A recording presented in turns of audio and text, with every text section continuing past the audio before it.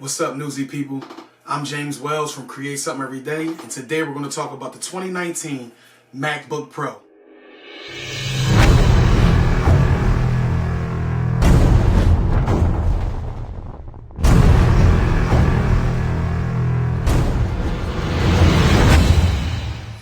Okay, first I want to explain why I need the MacBook Pro. I do a lot of documentary style videos and didn't really dab into the music videos, but I do have some experience there. Basically, I just needed something that could handle 4K production, high resolution photos for my landscape photography. So I came from the MacBook Pro 2011 and it was awesome for me then. I didn't have the same cameras I had, and the more I threw at it, it could handle it, but it took a long time to render and a long time for me to process high-res photos.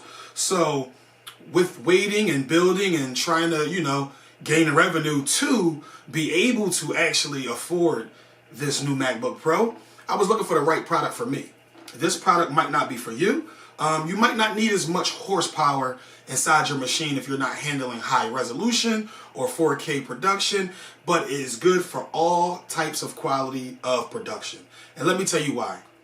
Okay, so inside of this MacBook Pro 2019 edition, I went with the more not high level build, but I needed something that I take on a run with me, something that I can run and gun with and can handle everything I threw at it. So what I got here is the MacBook Pro. It's the 16-inch. It has the 2.3 gigahertz processor, 8-core Intel i9 processor, and it has 16 gigs of RAM. Okay, now I know a lot of people say go 32 just to be future-proof and everything like that, but I don't have any goals on overshooting this, meaning I won't throw too much at it that I think it will struggle with. My ideal was to have it quiet, to be able to maneuver in small spaces, but to be able to throw high-resolution video and photo at this machine.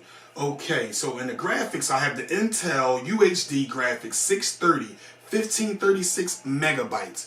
This thing, I'm not sure where it ranks among the big guys in the video card and the video card world, but when I throw my 4K video at this, I'm able to scrub, I'm able to edit in real time, I'm able to have playback happening while I'm actually editing, so I'm able to keep my flow to what I needed to do. Now, if you're looking to, throw higher than 4K, I would advise you to get the 32 gigabytes of RAM. Even if you're going just 4K, I would advise the 32 gigs of RAM, because I feel like with as much content as we put in our timelines, we need that to be able to be edited, rendered, and put out and exported in a good time so we can complete projects faster.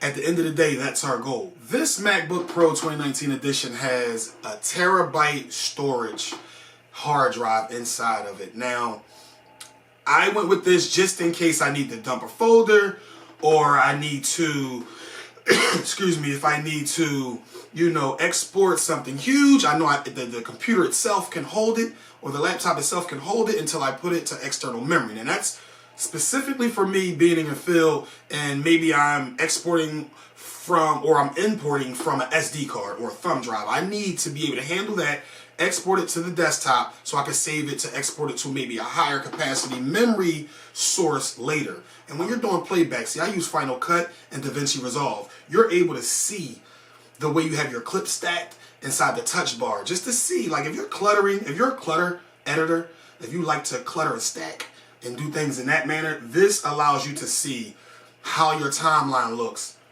in the touch bar. It's just an amazing feature for me. Some people might not like it, but for me it works very, very well. Another thing is just getting used to the touch bar wasn't a hassle for me. I think that it was something that I just, like a kid, you wanted to learn how to use it, so it became easy for me. I do simple stuff, volume adjustments, screen brightness adjustments. I do not do anything that, that I don't need for my own line of work.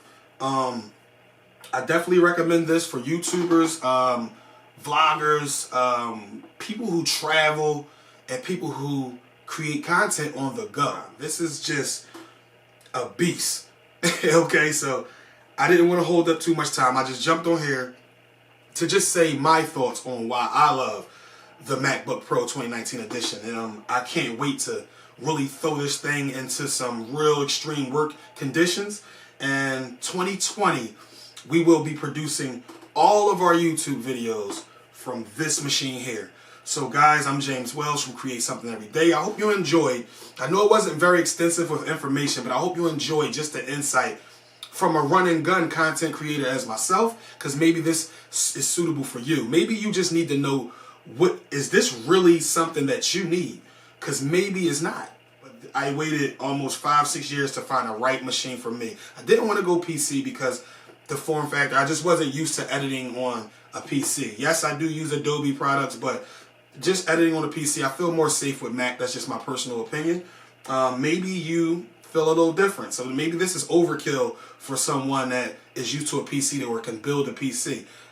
Salute to you guys that are able to build your own machines. I don't come from that background. So this machine is built for me to do everything that my company needs me to do, things I want to do for fun, and I can also do fun things with my kids and small projects around the house and stream it directly from my machine. So I want to say yes and a thumbs up to the MacBook Pro 2019 edition.